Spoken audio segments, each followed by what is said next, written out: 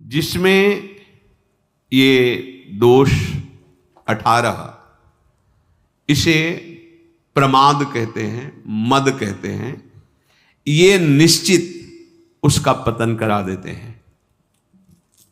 पहला, कर्तव्य अकर्तव्य के विषय में विपरीत धारणा होना, भारी दोष है ये। इसीलिए सत्संग और शास्त्र स्वाध्याय करना ही चाहिए, जरूरी है। जैसे प्राणों के पोषण के लिए अन्न, जल, वायु जरूरी है, ऐसे ही हमें जीवन यात्रा के लिए सत्संग जरूरी है, शास्त्र स्वाध्याय जरूरी है।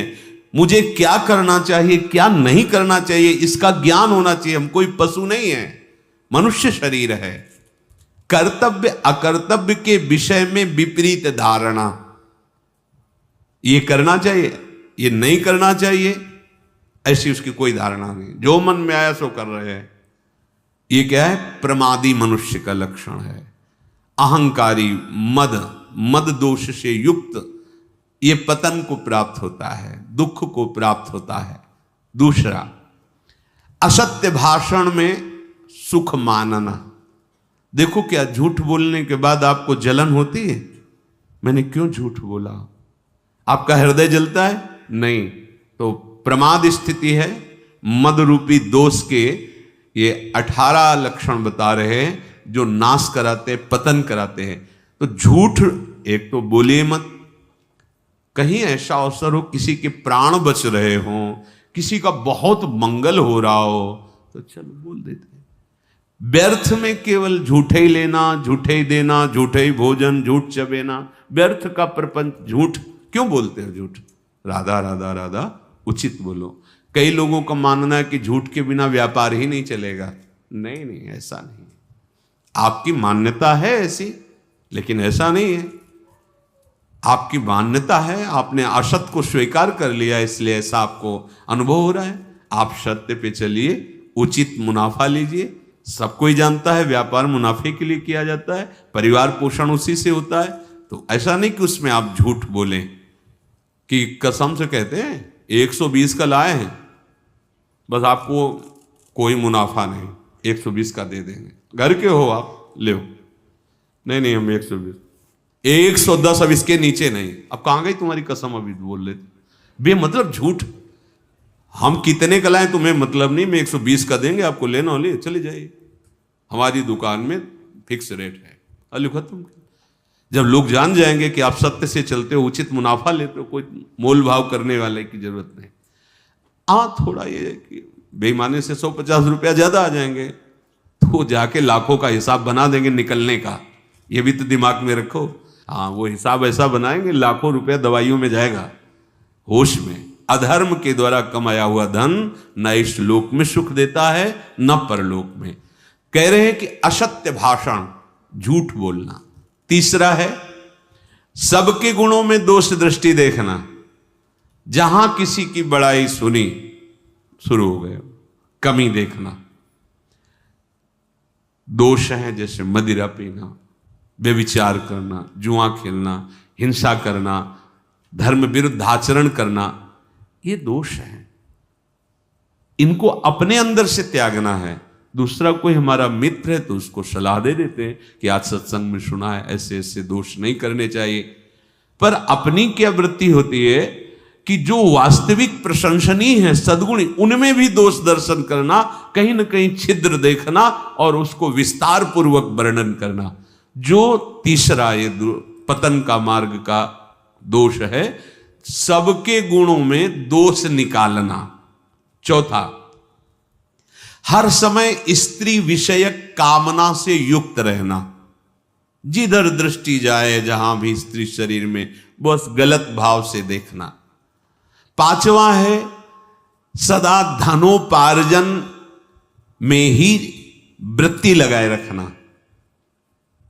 धनोपार्जन के लिए शारीरिक सेवा, श्रम आवश्यक है, जो आपको मिला है, लेकिन मन रखो जहां कृपा निधाना।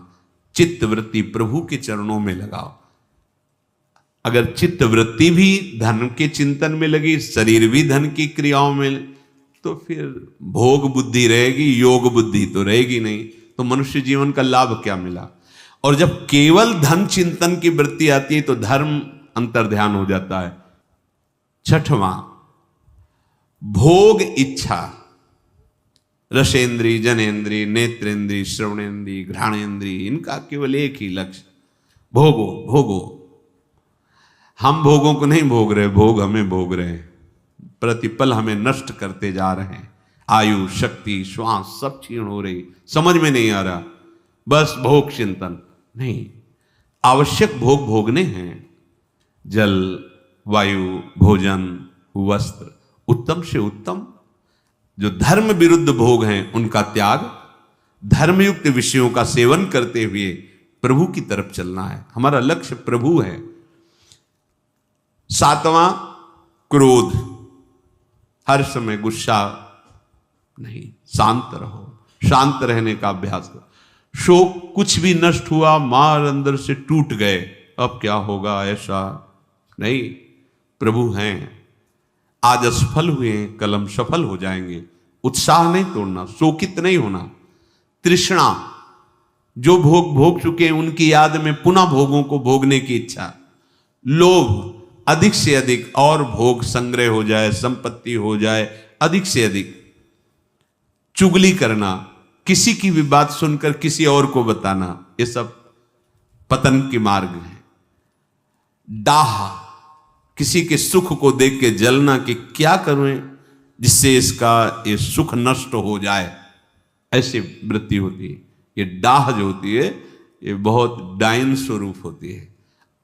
हिंसा, किसी भी तरह से, वाणी से, शरीर से, संकल्प से किसी की हिंसा करना, दुख पहुंचाना।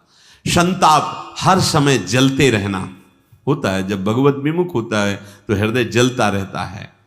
शास्त्र में अविश्वास, शास्त्र की बातों में, ये जो मूढ़ पुरुष हैं, भोगी जन, संसार में आसक्त जन है, वो संत और शास्त्र वाक्यों पर अश्रद्धा करते हैं क्योंकि बुद्धि बहुत मलिन हो गई है। तो शास्त्रों में, संत वाक्यों में अरति और परम कर्तव्य की विस्मृति। परम कर्तव्य भगवत स्मरण, प्रभु को भूला हो। ऐसा जीवन है कि लगा है अमृत तो खा के आए हैं, मरने की तो याद ही नहीं है। बस कमाना, खूब भोग भोगना, बाल बच्चे, बस इतने में सीमित है। अरे भाई, ये तो यात्रा है, लेकिन लक्ष्य कहां है, जाना कहां है तुम्हें? कुछ क्षण के लिए तुम्हें है। ऐसे ही ब्रह्मलोक से देखो तो यहां कुछ क्षण जैसा लगता है। एक बार वो महाराज रैवत, बलराम जी की प्रिया का क्या नाम था, रेवती जी, महाराज रेवत, वो ब्रह्मलोक गए कि ब्रह्मा जी से पूछ लेते, कई राजकुमार देखे थे, उन्हीं से पूछ ले तुम भाग्य में कौन सा दूल्हा लिखे हो, सीधे बता दो, हम कहां ढूंढे। वहां गए तो वहां नृत्य हो रहा था। थोड़ी देर रुके रहे, जब नृत्य आदि हुआ तो ब्रह्मा जी को प्रणाम किया। कैसे आए? बोले पुत्री ब्याह योग्य है, तो 2-4 कुल के राजकुमार देखे हैं, उनमें से कौन है आप ही बता दो, क्योंकि भाग्य रचयिता तो आप ही हो। तो उन्होंने नाम बताया कि अमुक अमुक राजकुमारों को। अरे बोले, पता है उनकी कुल परंपरा नष्ट हो गई। बोले क्यों? बोले जितनी देर तुम नृत्य देखे वहां न जाने कितने युग बीत गए यहाँ के। समझो, वहां थोड़ी देर सभा में नृत्य हुआ तो यहां युग के युग बीत गए। तुम्हारा कितना समय, 80 वर्ष, 100 वर्ष। प्रिया प्रीतम भगवत चरणारविंद का चिंतन, भूले हुए कर्तव्य की विस्मृति, परम कर्तव्य की विस्मृति। अधिक बोलने वाला मिथ्या बोलेगा, प्रपंची होगा नहीं। साधक अधिक बोलने वाला बकवादी नहीं होता, गंभीर मुद्रा, मौन स्वीकृति। कभी बोला तो मीठे और धीमे स्वरों में कुछ शब्द। ये जो उद्दंडता पूर्वक वाणी को व्यर्थ करते रहते हैं वो साधक नहीं होते हैं। हास परिहास और ऐसे उद्दंड नहीं, गंभीर। वो हर इंद्री की ऊर्जा शक्ति को संचित करते हैं और उसी के बल से विषयों पर विजय प्राप्त करके निरंतर भगवदाकार वृत्ति करते हैं। आप देखो, नेत्रेंद्री को बंद कर दिया गांधारी जी ने। जब सुना हमारे पति धृतराष्ट्र बाह्य नेत्र रहित है, बंद कर दिया, पट्टी बांध ली। देखो कितनी ऊर्जा शक्ति एकत्रित कर ली। जब महान महाभारत का युद्ध हो, देखा कि भगवान श्री कृष्ण उधर हैं तो मुश्किल हो जाएगा दुर्योधन को बचना। उनका बेटा तू निर्वस्त्र होके आजा, आज मैं पट्टी खोलूंगी अपनी आंखों की, तुझे देखूंगी, मेरी जहां दृष्टि पड़ेगी वज्र का शरीर हो जाएगा तेरा, क्योंकि मैंने नेत्र शक्ति को रोका है। ये जो आप खर्चा कर रहे हो ना, ये साधु नासाग्र दृष्टि, नाम चिंतन भजन, उसकी हर इंद्री में पावर जो है वो समिट रहा है और उसी से ऊर्ध्व गति को प्राप्त। जितना आप इंद्रियों को खर्चा करेंगे विषय सेवन में, उतने ही अध्यात्म से गिरते चले जाएंगे। देखो नेत्र खोला, वो तो भगवान ने लीला करके, बच्चे हो क्या, मां के सामने ऐसे खड़े हो जाओगे, इतना तो ढक लो, पत्ते से ही ढक लो। भगवान अपने भक्त का प्रण पूरा करने के लिए कुछ भी कर सकते हैं। भीम ने प्रण किया था, जिसमें तुम ताल दे रहे हो कि बैठा लो द्रौपदी को निर्वस्त्र करके, इसी को महासंग्राम में तोड़ूंगा। तो अगर गांधारी की दृष्टि पड़ जाती तो भीम नहीं तोड़ पाते। वज्र का शरीर हो गया, चाहे जितना प्रहार करो कुछ बिगड़ने वाला नहीं। बस यहां तो उन्होंने कहा बेटा चूक कर दी, यहीं से मारे जाओगे। देखो दृष्टि को रोका तो कितनी सामर्थ्य उनकी आ गई। पहले जैसे ऋषिजन थे, बोल दिए सहज में कि ऐसा ही होगा, वैसा ही होगा, क्योंकि वो कभी झूठ नहीं बोलते, कभी वाणी को व्यर्थ नहीं बोलते, क्योंकि उनकी जितनी वाणी की सामर्थ्य है वो सब संचय करते थे, सत्यवादी थे, निरंतर मंत्राकार वृत्ति रहती थी, तो उनकी वाणी सत्य होती थी, उनका निर्णय सत्य होता था, उनका दर्शन सत्य होता था, उनकी चेष्टाएं सत्य होती थी। यहां कह रहे कि जो अधिक बकवादी है, बहुत सावधान। उपासक चाहे स्त्री शरीर हो चाहे पुरुष शरीर, सबसे ज्यादा वाणी से अपराध होता है, इसको मौन रखिए। आवश्यक है तो उत्तर दीजिए, नहीं तो मौन शांत। फिर आप देखिए आपके मंत्र में बार बार वृत्ति। ये तो जो भजन करते हैं, देखो आप भजन जब में आपकी जब रुचि होगी तो बोलने की इच्छा नहीं होगी, अगर आप बोलना भी चाहोगे तो एक जलन होगी, ये क्रम रुक जाएगा जो चल रहा है।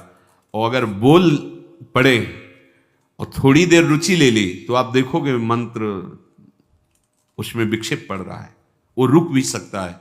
बहुत सावधान। हम बोले तो भगवत चर्चाया हित सत्य प्रिय बात बोले, आवश्यक हो तो नहीं अपना नाम चलाएं, खूब सेवा करो, शरीर से खूब सेवा करो। ये जो लोग कहते हैं काम करते हुए भजन नहीं होता, अभ्यास ठीक नहीं है इसलिए ऐसा है। खूब सेवा होती, खूब सेवा, सुबह से लग करके शाम तक खूब सेवा करते रहो, पर भजन निरंतर चलता रहता है। भजन में ऐसी त्रुटि नहीं होती कि हमारी सेवा करते समय भगवत विस्मृति हो जाए, नहीं, अभ्यास की कमी के कारण। तो अपने को बड़ा समझना, अपने को श्रेष्ठ समझना, जिसमें ये दोष 18 हैं, वो पुरुष निश्चित पतन हो जाएगा, निश्चित। वो जिसे नाश शब्द कहते हैं, नाश का मतलब होता है स्मृति का नाश, आनंद का नाश, उन्नति का नाश, जो आपको मानव देह में परम लाभ मिलना था उससे आप पतित हो गए। तो पहला है कर्तव्य अकर्तव्य के विषय में विपरीत धारणा, दूसरा है असत्य भाषण, तीसरा है गुणों में दोष दृष्टि, चौथा है स्त्री विषयक कामना का ही चिंतन करना, पांचवा है सदा धनोपार्जन में ही लगे रहना, छठा है भोग इच्छा, सातवां क्रोध, आठवां शोक और नवां तृष्णा, 10वां लोभ, 11वां चुगली करने की आदत, 12वां डाह, 13वां हिंसा और 14वां संताप, 15वां शास्त्र में अरति और 16वां परम कर्तव्य की विस्मृति, 17वां अधिक बकवादी और 18वां अपने को सबसे श्रेष्ठ मानना। इन 18 दोषों से अपने को बचाकर अपनी उपासना को परिपक्व करे। भजन करना कठिन, करके बचाना कठिन, बचा के पचाना कठिन। पच जाए तो सिद्ध पुरुष हो जाए, भगवत साक्षात्कार हो जाए। पहले त्रिगुण के रचे हुए तीनों देह, तीनों लोक, इनसे राग रहित होना, ये बड़ा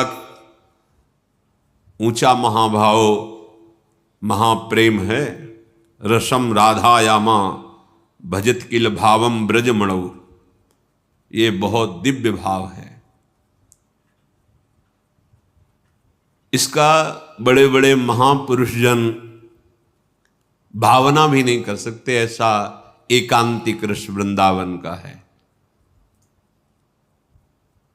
वैकुंठाधिपति भगवान नारायण, उनके पार्षदों का अपार वैभव सुख यहां के सखा भाव वालों को भी नहीं रुचता है। ब्रज के सखा भाव वालों को भी वैकुंठाधिपति का वो महाऐश्वर्य महामहिम रुचता नहीं। फिर आगे वात्सल्य और कांता भाव तो कहना ही क्या है, फिर ये तो महामाधुर्य रस है, महाप्रेम, परम आनंद मोद। तो जिसके हृदय में सत्संग से बात बैठ गई कि तीनों लोकों में कहीं नित्य सुख नहीं है, अनित्य माया रचित, माने दिखावा, दिखाई दे रहा है नहीं।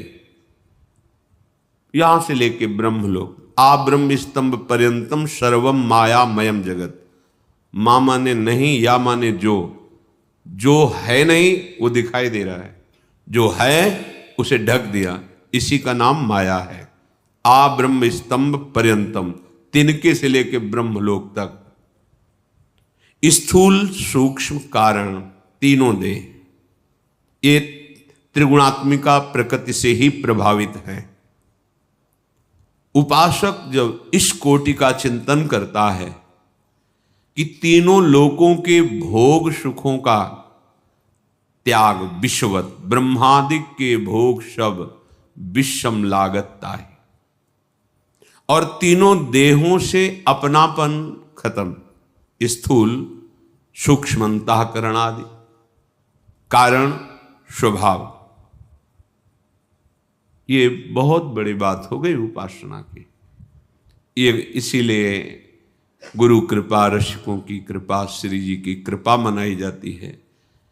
तीनों शरीरों से राग रहित होना बहुत कठिन है। यद्यपि कहीं कोई बंधन नहीं, हम ही ने स्वीकार किया है, अस्वीकृति होना बहुत कठिन है। स्वीकृति हो गई, मैं स्त्री हूं, मैं पुरुष हूं, मैं गोरा हूं, मैं काला हूं, आदि आदि। स्वीकृति हो गई मन में तदात्म, बुद्धि का निश्चय, मन का संकल्प विकल्प, चित्त का चिंतन, अहम का कर्ता भोक्ता भाव, स्वीकृति, ये मैं ही हूं, मेरा स्वभाव, ये हमारी गलत स्वीकृति हुई है। स्थूल में, सूक्ष्म में, कारण में हमारी गलत मांगे, इंद्रियां मन करने लगे कि बाह्य भोगों में परमानंद है, ये भ्रम बैठ गया। जो भ्रमित है उनको ये बात ही समझ में नहीं आएगी, ऊपर से निकल जाएगी। अध्यात्म है, ये सत्य सच्चिदानंद प्रभु का मार्ग है, मायाकृत मार्ग थोड़ी कि तुम्हारी प्राकृतिक बुद्धि इसमें निर्णय कर पाएगी। जब तक भजन के द्वारा असाधनों का त्याग करके ये अंतःकरण पवित्र नहीं हुआ, तब तक इस बात की सोच भी नहीं आएगी हृदय में। पर बड़े भाग्यशाली हैं अपने लोग कि अपने को कथन श्रवण करने का सौभाग्य मिल रहा है। श्रीपाद कह रहे हैं, प्रकृत्यंतम गत्वा जड़ मनित दुखात्म सकलम। अनित माने झूठा, जितना कुछ ये रचना है ये सब मिथ्या है। वेद भी कहते हैं, उपनिषद भी, ब्रह्म सत्यम जगन मिथ्या। भगवान शिव भी कहते हैं, उमा कहो में अनुभव अपना, सत हरि भजन जगत सब सपना। ये अनृतम झूठा है। कहां लग रहा है अपने को झूठा है? स्वप्न कहीं झूठा लगता है स्वप्न देखने वाले को, जगने वाले को झूठा लगता है। जो जग गया तब उसे मिथ्या लगता है। तो जिसके हृदय में शुद्ध सच्चिदानंद ज्ञान का प्रादुर्भाव हुआ, वो देख रहा है कि ये संपूर्ण जगत सत्य है, इसमें तो ब्रह्म, और ये जो नानात्व है ये भ्रम है, ये झूठा है।